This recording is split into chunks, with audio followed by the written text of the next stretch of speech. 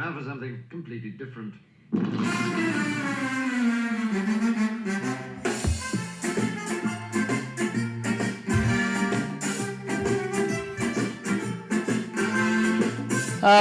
For those of you old enough or beyond the YouTube generation, I'm sure you'll recognize the theme. It's a theme of Monty Python and their Flying Circus, an incredible ensemble of very enormously creative people coming out of the university system in England. The background of that was it was very difficult to actually sell it, I think, to the BBC. There was a lot of pushback. But eventually they realised that they had an enormous following of the student cohort, and as a result, there was real commitment to the show. And as we know, I mean, the rest is history. So what has this got to do with leadership management in the 21st century? Well, the book I'm looking at today is John Cleese's book on creativity. It's a small book. It's not going to take long to read, but I highly recommend it. It's full of gems, and if you've ever followed John Cleese and understood his narrative about the tyranny of political correctness and the capacity for that to really impact on innovation and creativity, you'll appreciate why I feel this is a useful book to look at in the context of ideation and idea generation. The simple reality is this: we're all now confronted in a world where people are looking to be offended. I call them the emotional hemophiliacs. Now, this has a direct effect on how we manage and develop new ideas. God forbid we should say something somebody's offended by. Creativity, by its definition, challenges orthodoxy, challenges the status quo. And the simple facts are that without creativity, and without the capacity to offend, and I use that in its purest form, intellectually I mean, that the world would be a much sadder place. The Renaissance thinkers, the Enlightenment, was about offending. They offended orthodoxy. And what Cleese talks about in his book is the importance about developing new ideas and thoughts that can manifest themselves in how we live, but in the business world can develop new ideas in how we move forward as an organization. There's another component to his work that needs to be considered.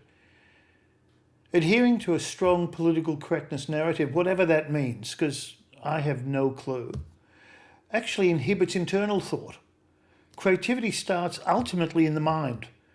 And if you're going to make a decision to really consider how you think, let alone how you act, your capacity to develop new ideas within the leadership consciousness is limited.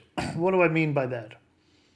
Simply put, whether or not I should articulate a point of view, whether or not I should put forward an alternate position, whether or not I should even think the way I'm thinking, because by crikey, someone's going to be offended. Well, progress requires offence because you're challenging the way people used to do things. And you build upon that and grow forward. Creativity is the genesis upon which that evolutionary process takes place. And Cleese, in his book, articulates that. And I would strongly recommend have a look at some of Cleese's work and his talks. Critically looking at the importance of clear thinking, innovative thinking.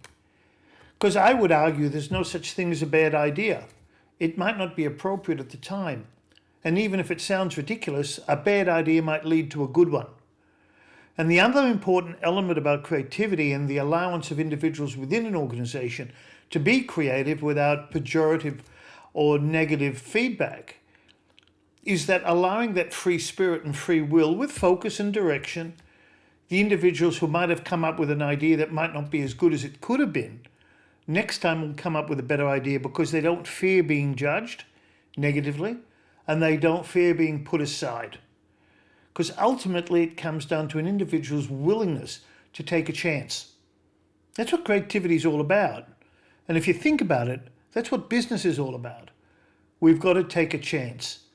I can assure you that the great entrepreneurs of our time took a risk.